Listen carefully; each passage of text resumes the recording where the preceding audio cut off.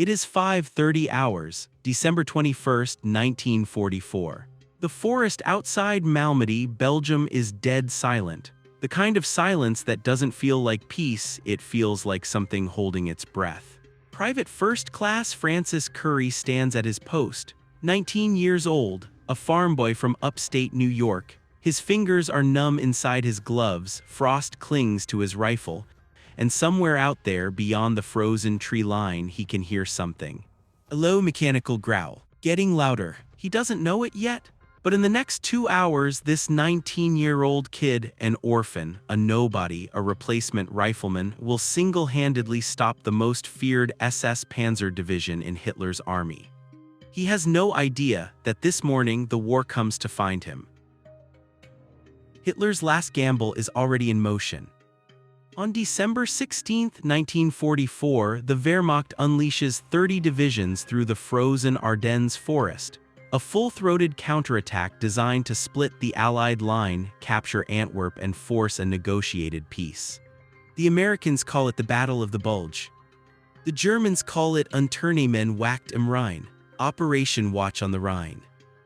Leading the spearhead, Kampfgruppe Peiper, the 1st SS Panzer Division, Colonel Joachim Peiper's men are the tip of the blade, fast, brutal, remorseless. They drive west without stopping for prisoners.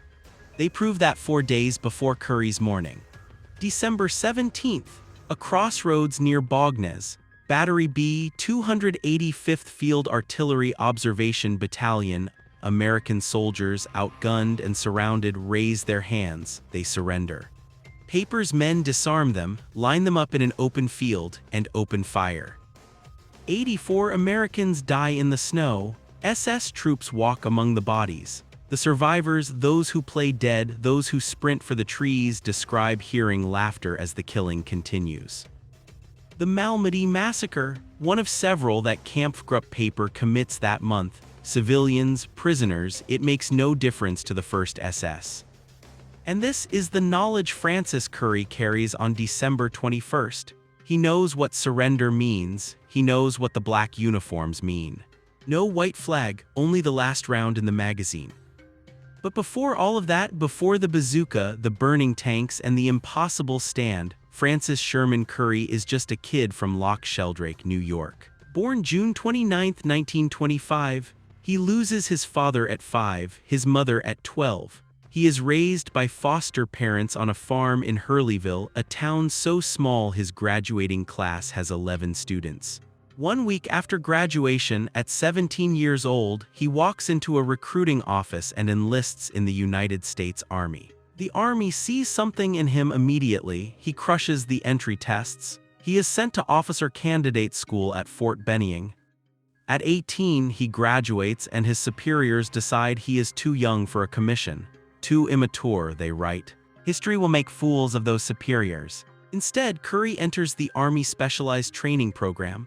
Classrooms, languages, engineering. But by early 1944, the infantry is hemorrhaging men in Europe. The program is gutted. Currey's classroom becomes a rifle range. He masters every weapon they hand him: the M1 Garand, the Browning automatic rifle, the bazooka. In July 1944, he lands at Omaha Beach. A replacement, one of thousands filtering into a war already weeks old. He joins Company K, 3rd Battalion, 120th Infantry Regiment, the 30th Infantry Division, Old Hickory. By October, he has seen his first combat. By November, he is a sergeant. By December, he is fighting through the Siegfried Line as the Ardennes Offensive tears open everything around him. December 21st, 1944. He is 19 years old. He has no idea his name is about to be written into the history of this war in letters of fire and steel. Before first light, the German artillery opens up.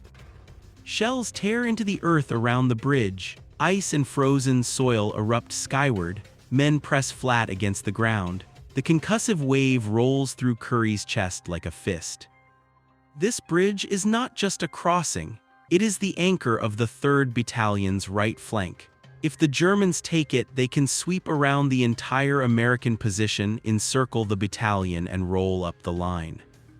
As the barrage lifts, Currey hears it beneath the ringing in his ears, beneath the last echoes of artillery. Tank treads, the grinding, clanking sound of heavy steel moving through snow. The 1st SS Panzer Division, Kampfgruppe Peiper, the same men who laughed at Malmedy. The 3rd platoon breaks. What choice do they have? Overrun, outgunned, the men fall back to a nearby factory building. The only rational decision. Currey looks left, he looks right. He is alone, and something inside him, some cold, quiet mechanism, clicks into place. He levels his bar at the lead panzer. The tank commander stands tall in the open turret, surveying the road ahead, radiating the casual confidence of a man who has never been stopped. Currey squeezes the trigger. The commander drops. The column freezes, 1 heartbeat, 2, the kind of hesitation that happens when an entire formation suddenly realizes the field isn't empty. That heartbeat is all Francis Currey needs. He hits the floor rolling, comes up on his feet, and there, leaning against the far wall, is a bazooka. He slams a rocket into the tube, swings the muzzle toward the lead panzer. The tank is already starting to reverse, the crew rattled, searching for the threat. Currey fires. The warhead strikes the seam between the hull and the turret.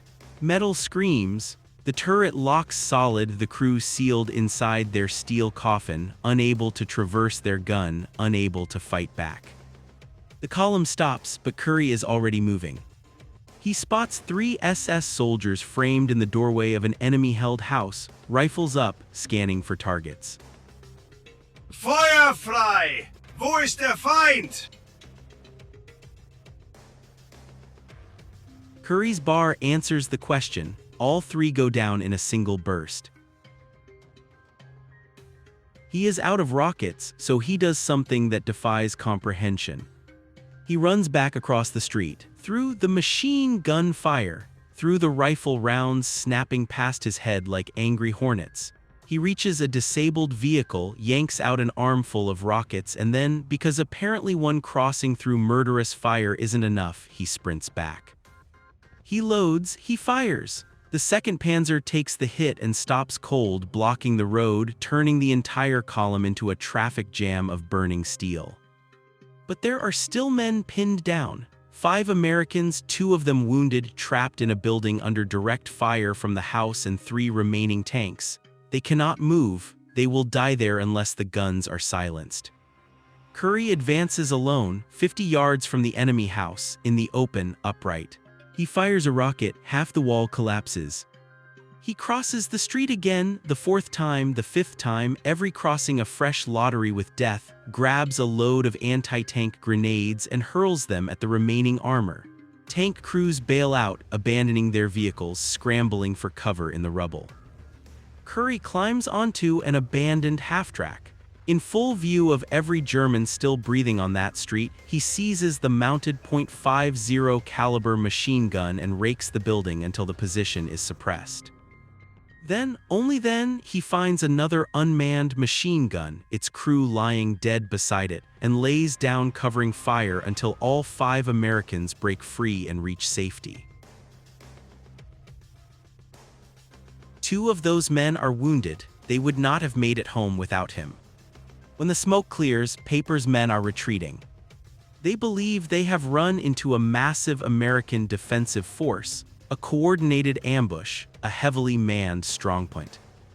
There is no coordinated force, there is no ambush. There is one 19-year-old with a working knowledge of every weapon on the battlefield and a complete absence of the instinct for self-preservation.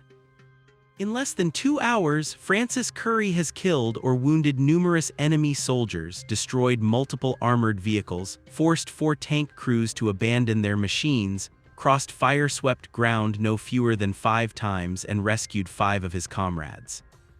The bridge holds, the battalion's flank holds, the line holds.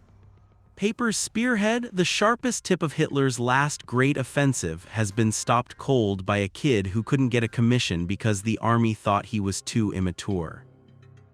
5 men walked out of that kill zone alive because of him. A battalion held its flank because of him. And miles to the rear, the war kept moving, unaware that a 19-year-old had just stopped it cold.